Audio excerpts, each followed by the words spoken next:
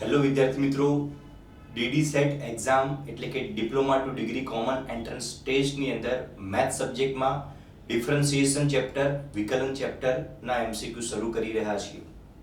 મિત્રો તમને ખ્યાલ જ હશે DD set MCQ base exam છે કે જેની અંદર દરેક એમસીક્યુના સાચો એમસીક્યુ હોય તો તમને 2 માર્ક્સ મળશે.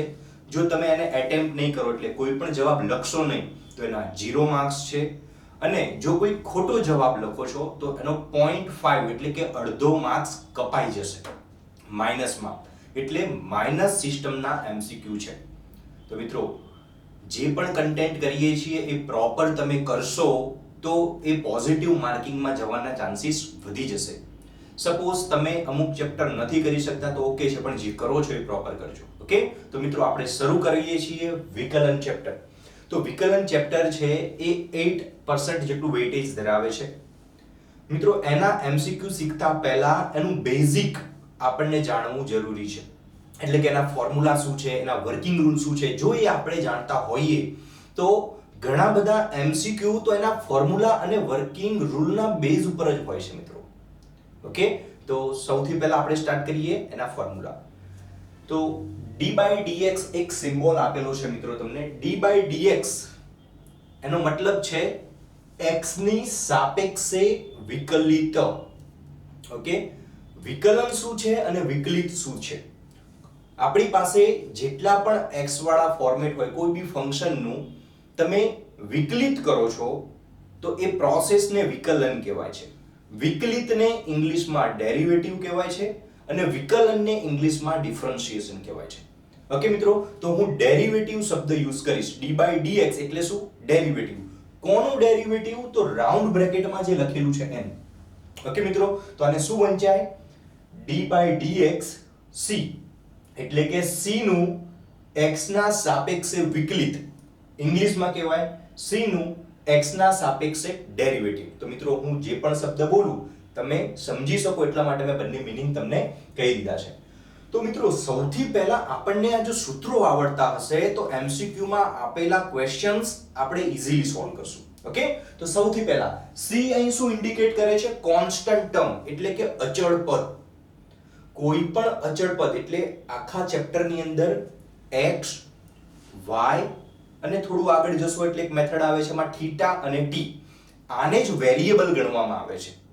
એના સિવાય કોઈ પણ આલ્ફાબેટ અથવા તો કોઈ બી વેલ્યુને એને અચળ પદ ગણાય છે. બાકી બધા વેરિયેબલ. કોણ વેરિયેબલ છે? x y થીટા અને t વેરિયેબલ છે. એના સિવાયના બીજા બધા ટર્મને અચળ પદ ગણાય છે. અચળ પદને ઇંગ્લિશમાં કહેવાય કોન્સ્ટન્ટ. એટલે આપણે બધા અચળ પદ તો લખી ના શકીએ મિત્રો, એટલે મેં ત્યાં c લખેલું છે. c એટલે કોન્સ્ટન્ટ.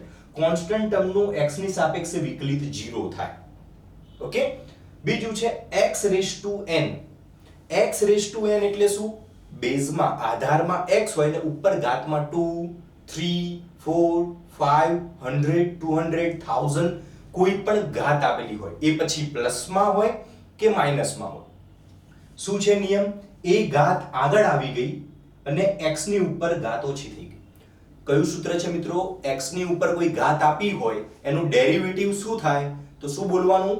ઘાત આગળ ઉપર એક ઘાત ઓછી. તો n આગળ x ની ઉપર એક ઘાત ઓછી થઈ ગઈ મિત્રો. ઓકે, તો આ કોમન ફોર્મ્યુલા છે. આ પહેલા બંને છે કે એનું કોમન ફોર્મેટ બનાવેલું છે. એની અંદર જ્યારે યુઝ થશે ત્યારે ઘણા બધા ચેન્જીસ હોઈ શકે છે. એક્ઝામ્પલ, d/dx અહીં આપી દે તમને 5 તો 5 અચળ પદ છે તો 0. 10 -10 a p q. ઓકે, તેવા કોઈ બી ટર્મનું ડેરિવેટિવ શું થાય? 0 થાય છે. then x⁴n ઘાત આગળ ઉપર એક ઘાત ઓછી. આ x⁴n વાળું જે સૂત્ર છે એના 3 બીજા પેટા સૂત્રો છે. એટલે કે આ સૂત્રનો ઉપયોગ કરી અને આન્સર આવે છે, બટ વારંવાર યુઝ થાય છે એટલા માટે એને યાદ રાખી લઈએ છીએ મિત્રો. x નું વિકલિત શું થશે? 1. 1/x નું વિકલિત શું થશે? -1/x². √x નું વિકલિત શું થશે? 1/2√x.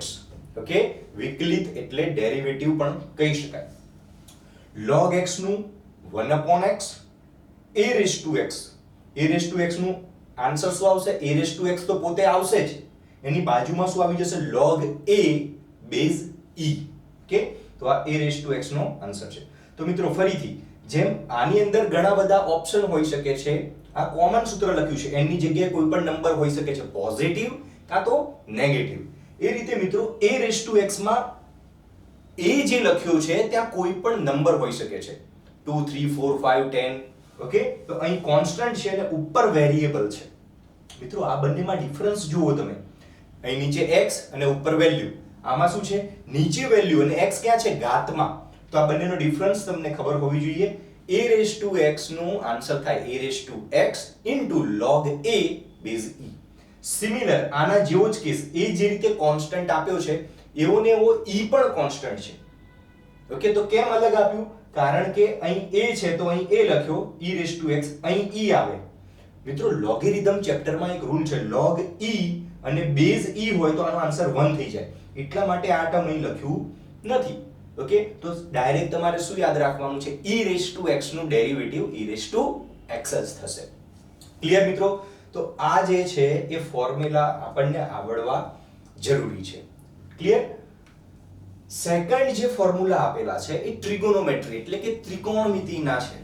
ત્રિકોણમિતિનું ડેરિવેટિવ શું થાય? તો sin નું cos થાય અને cos નું sin થાય. ઓકે, આ માઈનસ વાળા કેસમાં શું યાદ રાખવાનું છે મિત્રો, ક્વેશ્ચન જો c થી ચાલુ થતો હોય તો એનો આન્સર માઈનસ માં હશે, ચેક કરી લો. ઓકે, તો cos નું sin નું cos, cos નું sin, પણ ક્વેશ્ચન c થી ચાલુ થયો એટલે આન્સરમાં માઈનસ આવશે. આ યાદ રાખવાનું, જ્યાં જ્યાં માઈનસ આવે છે ત્યાં ટ્રિક છે. sec નું ડેરિવેટિવ થાય sec x tan x, શોર્ટકટમાં યાદ રાખવું હોય તો sec નું શું બોલીએ આપણે, sec tan. ઓકે, cosec નું cosec cot, મેં પેર બધી સાથે સાથે લખી છે. cosec નું cosec cot, મિત્રો c થી ચાલુ થયું એટલે માઈનસ. tan x નું derivative sec square x, similar એની પેર cot x નું ડેરિવેટિવ cosec square x. મિત્રો આ પોર્શનમાં કંઈ જ પ્રોબ્લેમ થાય એવું નથી, જે છે એ આમાં થાય છે. એમાં પહેલા બેમાં પણ કોઈ ઇશ્યુ નહીં, sin નું cos, cos નું માઈનસ સાઈન. ઓકે, sec અને cosec એક પેર છે, સિમિલર આન્સર આપે છે, પેટર્ન આપે છે, અને sec tan અને cot સિમિલર આન્સર આપે છે, પેટર્નમાં આન્સર આપે છે.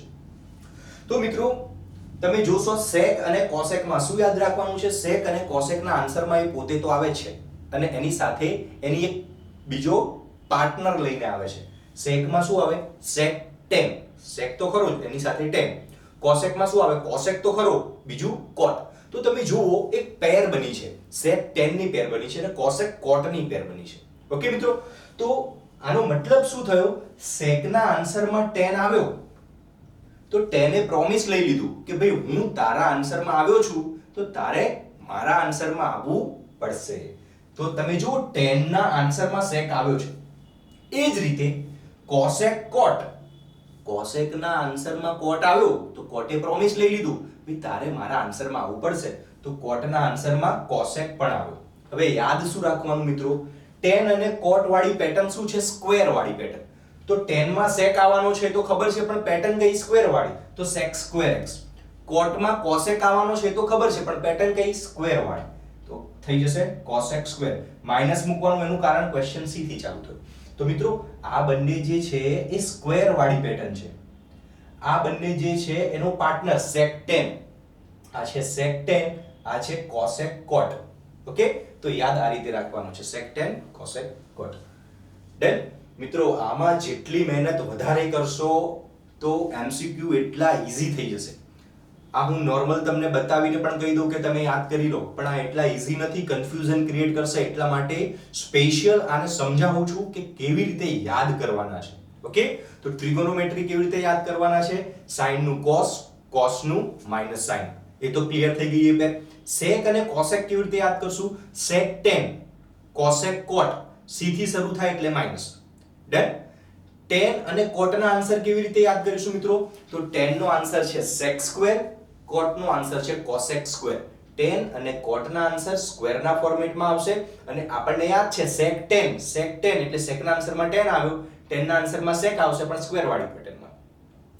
cosec cot, cosec cot, cosec ના આન્સરમાં cot આવ્યો તો cot ના આન્સરમાં cosec આવશે, પણ કેવી પેટર્નમાં, સ્ક્વેર વાળી પેટર્નમાં. ઓકે, તો cosec cot, માઇનસ.